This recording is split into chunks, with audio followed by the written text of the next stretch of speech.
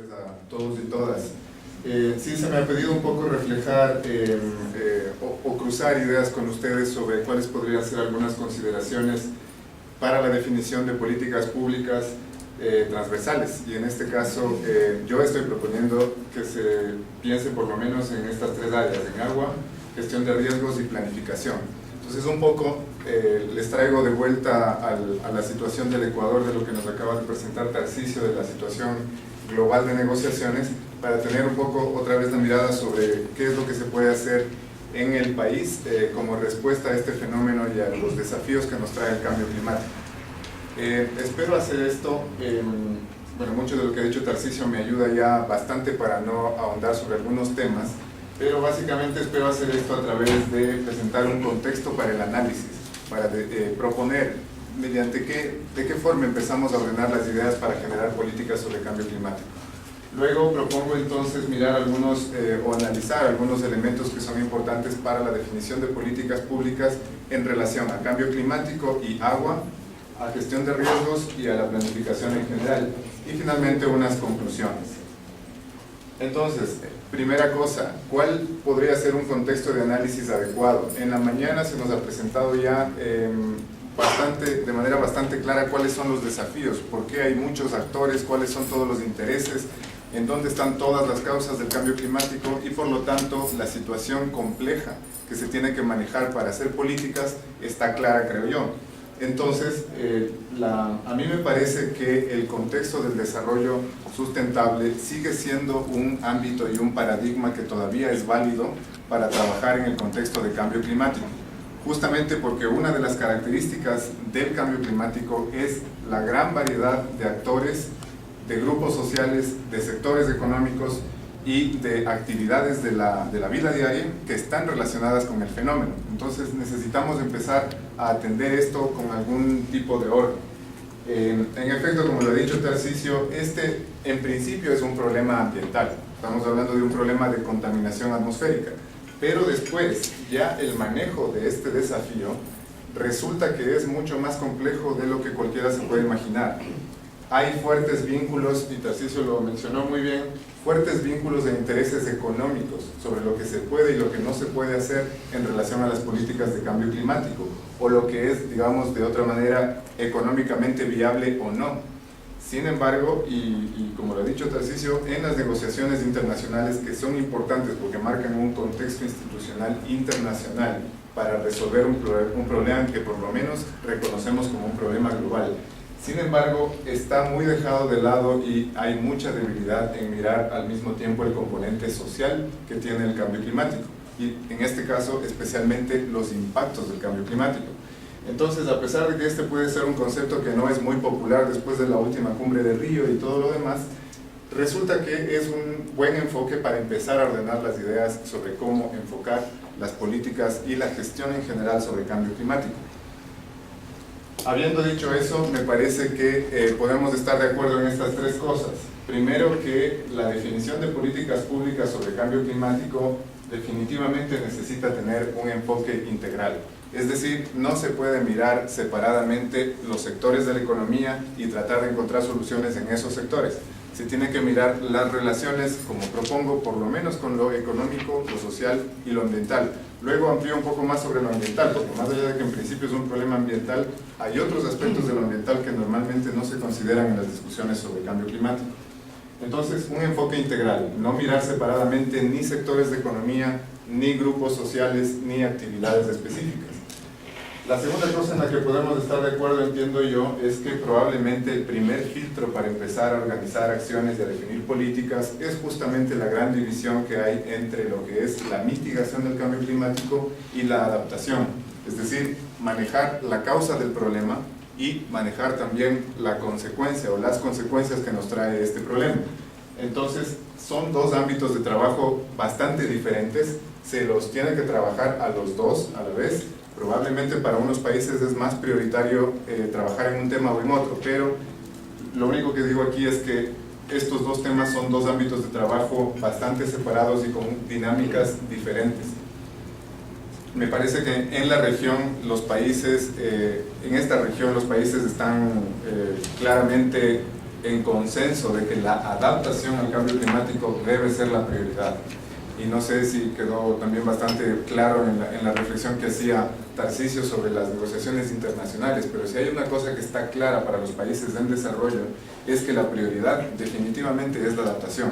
Como él decía, las emisiones lo hacen otros, los impactos, sin embargo, los sufren otros, y además impactos de manera diferenciada, en donde también las desigualdades económicas y sociales marcan una tremenda diferencia sobre cómo estos impactos son diferentes para unas personas y para otras, para grupos sociales, se puede diferenciar por grupos sociales, por género, etc.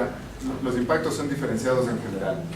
Y la última cosa, que también tiene un fuerte toque de negociaciones internacionales, pero que también es un acuerdo básico, entiendo yo, para la gestión del cambio climático, es entender que hay temas transversales a la gestión del cambio climático, ¿no? Entonces, no pretendo hacerles un juego de palabras y confundir entre cómo es que hay políticas transversales para cambio climático y qué es transversal para cambio climático, pero está claro que el trabajo en temas de financiamiento, el problema finalmente, como lo dijo Tarcisio, es que es caro solucionar los problemas del cambio climático. Entonces, el tema de movilizar financiamiento, ya sea a través de plataformas internacionales de negociación, a través de inversión pública o de lo que sea, es un tema fundamental. Movilizar financiamiento. La segunda cosa es uso de tecnología. Puede ser desarrollo y uso de tecnología. Esa es la otra cosa que es transversal y aplica para cualquier ámbito de gestión dentro del cambio climático. Y la tercera cosa, la necesidad de información.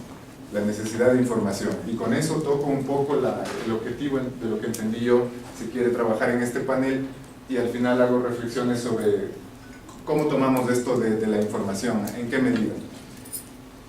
Otra vez sin el ánimo de confundir, pero simplemente también mencionar que para la definición de políticas públicas sobre cambio climático, me parece que otro elemento importante es entender, o más bien dicho, asegurar que no hay una confusión en esto.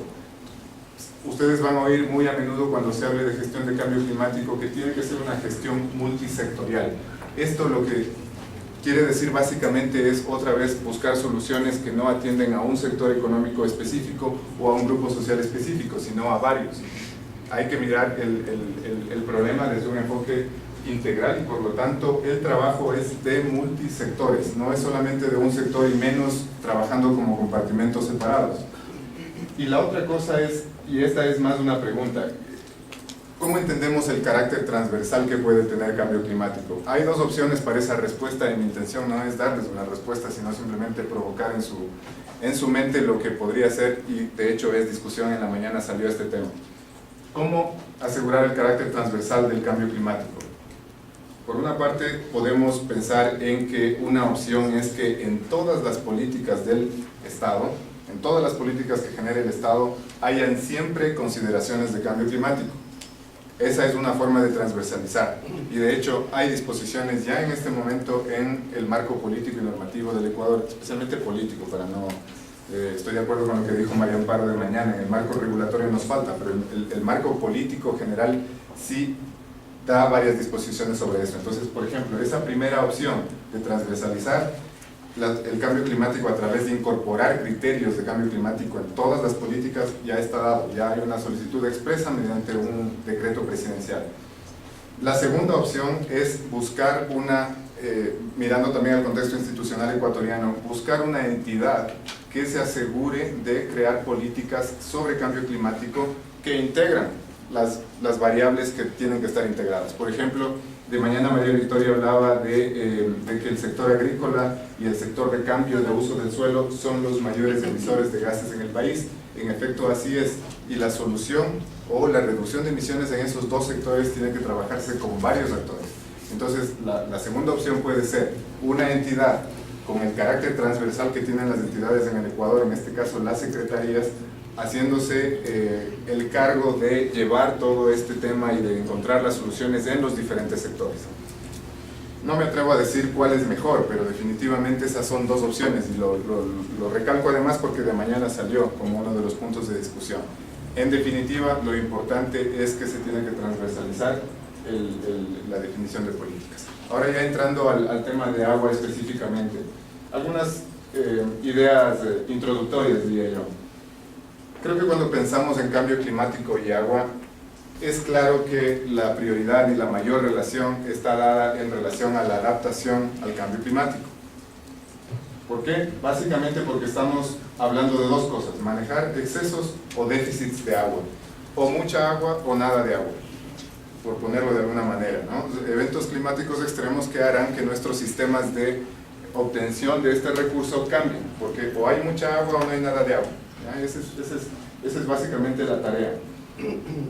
Ahora, pensando en Ecuador, yo creería que hay un marco político y jurídico consistente. Y quiero decir consistente, no adecuado ni completo, sino consistente solamente. ¿Por qué? Porque, por ejemplo, desde la Constitución y otros instrumentos de política, se establece, por ejemplo, el derecho humano al agua.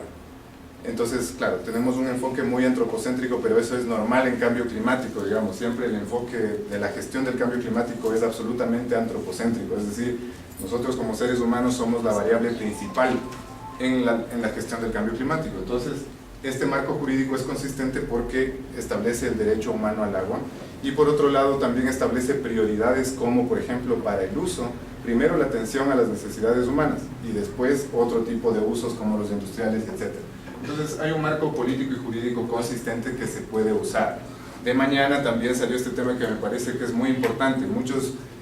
En ocasiones anteriores la gente pregunta ¿de qué nos sirve tener disposiciones en la Constitución, en el Plan Nacional para el Buen Vivir, en otros instrumentos, si al final hay poca posibilidad de aplicar lo que está ahí? En realidad, en la gestión pública y en la definición de políticas es absolutamente trascendental tener estas disposiciones en esos instrumentos, porque eso es lo que da lugar a que se vayan definiendo otras herramientas que finalmente llegarían a lo normativo, ya en una fase avanzada, pero que este es el sustento. Si no está eso ahí es muy difícil, es decir, no hay un sustento político de donde sostener algunas políticas más concisas, más precisas sobre lo que se necesitaría hacer. Por eso es que es importante siempre mencionar que hay un marco político y jurídico consistente. Hay de dónde usar, está la base ahí. Se necesita avanzar, digamos, a una siguiente etapa como había propuesto María Amparo en la mañana. También hay un marco institucional consistente, otra vez no completo, no ideal, pero sí consistente. ¿Por qué? Porque en este caso, para la gestión del agua, la forma en la que se hace la gestión pública en el Ecuador sobre agua, se le mira como un tema transversal. Y hasta ahí quiero llegar con lo consistente.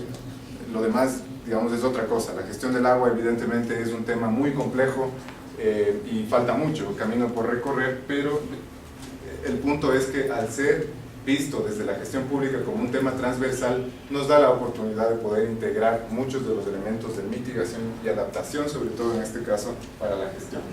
Ahora, ¿cuáles pueden ser algunos criterios que se pueden usar para la definición de políticas transversales, en este caso en relación al agua?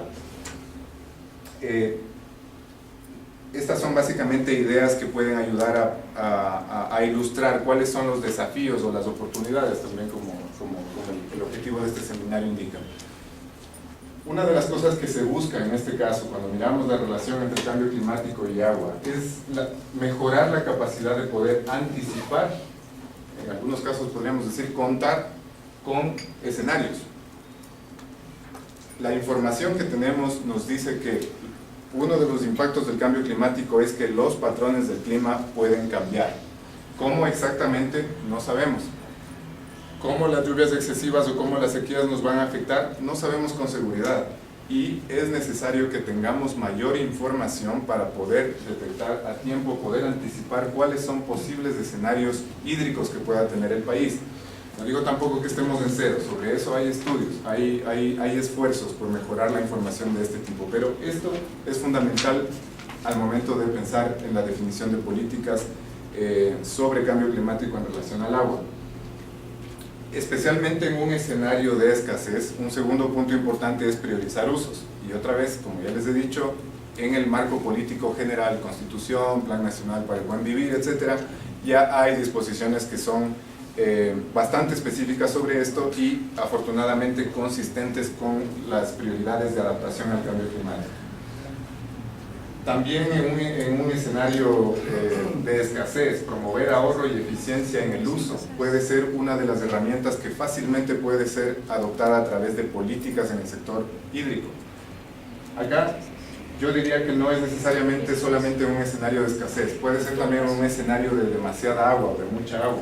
Es necesario ser eficiente en este caso, porque al final lo que se busca en este caso es tener la capacidad de poder proveer del recurso hídrico de una manera constante y normal, digamos, ¿no? Entonces, para eso, bueno, las soluciones son bastante obvias, pero bastante difíciles de hacer. ¿Cómo manejamos esto de demasiada agua o nada de agua? Sistemas de almacenamiento y distribución son seguramente temas que más allá del cambio climático todavía pueden ser necesarios en Ecuador, ¿verdad? Pero si miramos escenarios de cambio climático en donde no estamos hablando de un evento del Niño o algo por el estilo, eventos mucho más fuertes, probablemente necesitemos ampliar ese ámbito de análisis para saber por dónde podemos promover este ahorro y eficiencia en el uso de agua. Me parece a mí que el tema de la educación y concientización es muy importante y todo tiene que empezar por acá. En general, la adopción de políticas debe estar acompañada de un proceso de educación y concientización, especialmente cuando estamos hablando y hemos asumido en la mañana que incluso dentro del mismo aparato estatal a nivel nacional no existe el mismo nivel de conocimiento y conciencia sobre la complejidad del problema, pero al mismo tiempo la sociedad civil se encuentra en la misma situación y la definición de políticas tiene que ir acompañada de estos temas para que pueda ser sólida e incluso aceptable. Algunas medidas pueden ser extrañas para muchos y hay cosas no muy extrañas o raras que se pueden hacer, pero que hablan de eficiencia en el uso del agua especialmente. Y yo diría, invertir en la generación de información es fundamental, especialmente para el primer punto, para poder analizar esos escenarios. Y ahí hay cosas simples, ¿no? Otra vez, sin pensar en cambio climático, ya se han detectado algunas limitaciones que tiene el país, por ejemplo, para poder imaginar cuáles son estos posibles modelos climáticos o escenarios climáticos. Y en este caso, la ausencia de una red hidrometeorológica más grande es un problema, es una limitación. Entonces, más allá de que haya o no haya cambio climático, esa es una medida que puede tomarse ahora mismo. Ahora, en un escenario de cambio climático, evidentemente información que viene de una red hidrometeorológica más amplia, distribuida tanto como sea posible, es fundamental, es básica, porque solamente esta información es la que nos puede ayudar a construir modelamientos, escenarios, mirar tendencias, empezar a observar cuáles son los impactos que estamos teniendo sobre cambio climático. Estoy con el tiempo muy corto, voy a tratar de acelerar. Ahora, hablando de gestión de riesgos, evidentemente lo que viene primero a la mente es los riesgos climáticos, podríamos decir en este caso, ¿no es cierto? Traducidos en inundaciones, movimientos en masa, flujos de lodo, sequías. Eso es lo normal, es lo que normalmente está asociado a desastre, pero hay otros problemas que pueden haber a nivel de gestión de riesgos. Por ejemplo, la ampliación de plagas o problemas de salud más graves que no son tan fáciles de determinar como estos. ¿Cuáles son algunas consideraciones en este caso? Nuevamente, la gestión de riesgos en este caso estaría más asociada con la gestión de la adaptación. Básicamente estamos hablando de cómo lidiar con las consecuencias que nos traería el cambio climático, ¿cierto? Específicamente, convendría empezar a hablar muy en particular de una cosa llamada gestión de riesgos climáticos. Gestión de riesgos climáticos específicamente. En este caso, la tarea consiste en aumentar la capacidad de respuesta frente a los desastres y a los eventos climáticos extremos y también la capacidad de prevenir los desastres. Y ahí quienes trabajan en gestión de riesgos diferencian y dicen una cosa es el riesgo, otra cosa es el desastre, ¿no es cierto? Con los riesgos no podemos hacer nada. Por ejemplo, el hecho de que vivimos en un país volcánico nos presenta un riesgo inminente por temas volcánicos y sísmicos. Ante eso no podemos hacer nada, no podemos hacer mucho, digamos, para prevenir eso. Lo que sí podemos hacer es trabajar en que ese riesgo no se convierta en desastre. El riesgo se convierte en desastre cuando afecta nuevamente con una visión antropocéntrica al ser humano o a las actividades económicas del ser humano. Entonces ahí sí se puede trabajar y ese sería el ámbito de acción en este caso. Otra vez un marco institucional consistente, porque en la forma de hacer gestión pública en el país también existe una entidad que mira al tema de riesgos de una manera transversal. Otra vez, no digo que sea adecuada o no, simplemente existe ese contexto que es una buena oportunidad para mirar la forma de hacer política. ¿Cuáles son algunas consideraciones específicas respecto de gestión de riesgos? Nuevamente, el tema aquí es incrementar la capacidad de anticipar los riesgos y prevenir los desastres. Una tarea que no es muy simple, ¿no? En este caso, por ejemplo, hay alguna experiencia y el país, podríamos decir, está un poco mejor preparado, por decirlo de alguna manera, en cuanto a prevenir, por lo menos, en anticipar los problemas relacionados con los riesgos volcánicos. Pero en este caso, con los riesgos potenciales climáticos, no tanto. Ahí hace falta todavía invertir mucho más, además que la dinámica es completamente diferente. Hay un rol muy importante en este caso cuando estamos pensando en minimizar riesgos y gestionar riesgos, en el rol de la planificación del uso del suelo. O sea, eso es lo más lógico, ¿no es cierto? Si sabemos cuáles son áreas propensas a inundaciones, lo lógico es empezar a mirar de a poco en cómo gestionar el uso del suelo.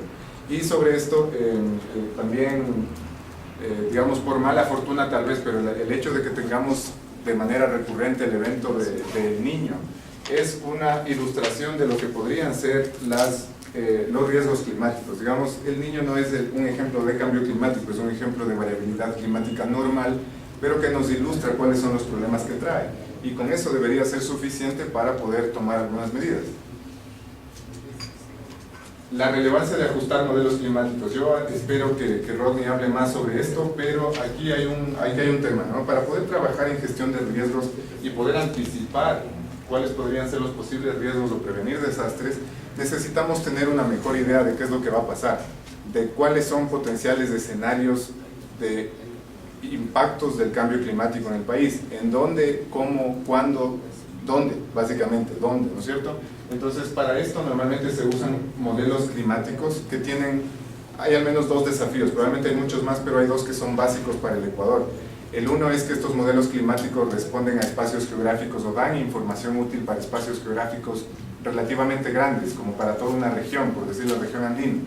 Pero para espacios más pequeños como un país, y más aún del tamaño del Ecuador, esta información no provee datos con tanta precisión ni es tan fino como para poder imaginar, y menos aún ilustrar una posibilidad de tomar decisiones de política sobre lo que va a pasar. Entonces es necesario trabajar en eso. Otra vez la generación de información y la ampliación de una red meteorológica es importante. Aquí también una pausa muy corta para decir, los modelos son modelos y sirven para ilustrar cómo se podrían visualizar escenarios que ayuden a tomar una decisión u otra. Pero si tenemos limitaciones en información de mala calidad que entra a un modelo, va a reportar información de mala calidad de salida y estaría muy mal tomar decisiones en base a eso, ¿no es cierto? Entonces esto tiene que estar acompañado con temas de invertir en la generación de información. Aquí sí, yo diría esta, por ejemplo, podría ser una de las prioridades para temas de información, específicamente sobre cómo trabajar en políticas públicas, o más bien dicho, cómo usar información, en dónde está el déficit de información para trabajar en políticas públicas sobre cambio climático. Los temas de estudios de vulnerabilidad para diseñar medidas de adaptación, mapas de riesgos climáticos para responder a la pregunta de dónde va a pasar qué cosa. Sistemas de alerta temprana. En este caso, otra vez, hay una discusión grande sobre sistemas de alerta temprana. Tal vez para riesgos volcánicos hay un mejor contexto para trabajar en temas de alerta temprana, pero se debería poder hacer algo también a nivel de los riesgos climáticos. Finalmente, planificación. Si hay algo totalmente seguro sobre lo que significa la planificación, es que es un aspecto transversal. Todo debería salir de un proceso de planificación. ¿Okay?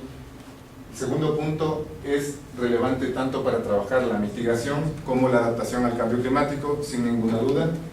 Tercero, la tarea en este caso puede consistir en incorporar las variables de cambio climático en los procesos de planificación que ya existen. Nuevamente, un marco institucional consistente en el caso ecuatoriano, al tener nuevamente una entidad que mira el tema de una manera transversal. ¿Cuáles son? Sí, este es un tema absolutamente importante y creo que no necesito ahondar en esto porque Tarcisio ilustró un poco lo que sucede a nivel internacional. Bueno, eso se traduce también de alguna manera a lo que pasa a nivel nacional. todo un proceso de planificación, en efecto es técnico, puede ser muy técnico, pero finalmente las prioridades y muchas otras cosas van a estar altamente marcadas por una tendencia política, y finalmente si a través de un plan de desarrollo o a través de un proceso de planificación vamos a definir prioridades, entonces es crítico trabajar en la voluntad política. Y digamos, estos procesos de planificación son sensibles a los temas de voluntad política. Ok, estoy terminando ya con esto. Algunas consideraciones específicas para planificación. En este caso, es útil mirar específicamente, en general, pero más para cambio climático, usar un enfoque sistémico e integral en el análisis de planificación. Es decir, lo que yo hago acá me puede afectar de esta otra manera y eso a la vez me afecta en esta otra cosa de acá. Entonces, mirando el sistema en su conjunto y mirando las consecuencias de cada acción, ese puede ser un mejor enfoque para diseñar estas políticas, no mirando exclusivamente a temas aislados. Una de las cosas clave en este caso del uso de los procesos de planificación es definir las prioridades de inversión pública. Deberían estar respondiendo a ese proceso de planificación. Por eso es que en este caso lo relevante sería incorporar las variables de cambio climático en esos procesos de planificación, de manera que las prioridades reflejen también un poco eso y podríamos tener inversión para trabajar específicamente en estos temas. Un tema que es complejo definitivamente, y esto aquí tengo que decir, todo esto es muy fácil de decir, pero extremadamente complejo de hacer, y les puedo decir por mi experiencia de trabajo en el sector público también. Estas cosas no es que sean tampoco muy ajenas a gran parte del sector público. El tema es que es muy difícil manejar todos los elementos para poder llegar a cristalizar este tipo de políticas. Entonces, armonización de políticas es clave en este caso para manejar los temas tanto de mitigación como de adaptación. No olvidar en este proceso de planificación que los criterios tienen que estar fundamentados tanto en temas económicos, sociales y también ambientales. Y aquí les quería decir lo ambiental. Normalmente, como ya se ha dicho antes, el cambio climático suele ser visto como un tema ambiental. En principio lo es, porque es contaminación atmosférica. Después, lo que hay que hacer para resolver ese problema ya no es solamente ambiental, es especialmente económico, lo dejó muy claro Tarcisio. Ahora, yo digo, lo social es también importante, y sobre todo si pensamos en adaptación. Y finalmente, lo ambiental puede tener otras dimensiones aparte de lo que normalmente no se analiza. Por ejemplo, pensemos en las funciones de los ecosistemas. Los impactos del cambio climático pueden también deteriorar algunas funciones de los ecosistemas que, aunque sea con una visión antropocéntrica, pero son funciones de las que nos servimos nosotros en el día a día.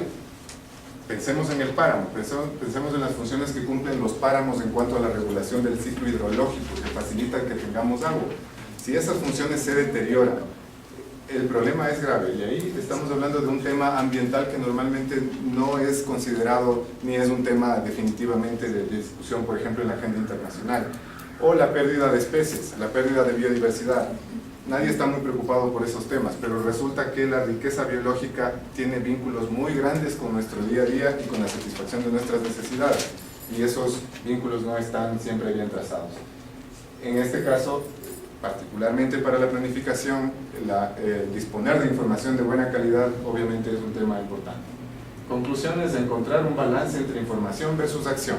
Con esto yo no estoy sugiriendo en lo absoluto que tengamos que trabajar en contar con información de calidad para definir una política. En lo absoluto, no. Ya hay bastante información. Mucha de esa es más que suficiente para empezar a diseñar algunos temas de política. Entonces hay que encontrar un balance. No es que esperamos hasta tener información de buena calidad para definir una política. No. Yo sugiero en este caso usar el principio de precaución. Los informes del IPCC y sus varias versiones, la versión para políticos, la versión para científicos, la versión para economistas, la versión para ambientalistas, etc. El IPCC ha hecho ya un gran trabajo en ilustrar en dónde está el problema y cuál es el desafío que tenemos. Bajo el principio de precaución ya deberíamos nosotros ser capaces de ilustrar algunas políticas. Además, ojo, no todas las políticas en la gestión pública se diseñan en base siempre a la mejor información. Eso no sucede. Entonces hay que encontrar un balance ahí. Luego, me parece que es importante en este caso priorizar las necesidades de información. Y otra vez, por el lado de la adaptación, la gestión de riesgos, yo sugeriría que es el lado que hay que priorizar respecto de por dónde, si tenemos que invertir en generar información, en dónde empezamos. Mantener un enfoque integral, ya lo he dicho varias veces, y de largo plazo. Ese es el otro gran desafío que tenemos nosotros en este momento. Lo que decíamos antes, ¿no? Si no nos está impactando ahorita este problema, no vamos a reaccionar. Pero necesitamos mirar esto con un enfoque de largo plazo. Equidad intergeneracional es uno de los principios que se usa tanto en desarrollo sustentable como en la gestión de cambio climático. Y trabajar o no descuidar, no olvidar, mantener siempre de nuestro lado la voluntad política para generar este tipo de trabajo en general para la gestión pública. Con eso termino. Muchas gracias por su atención.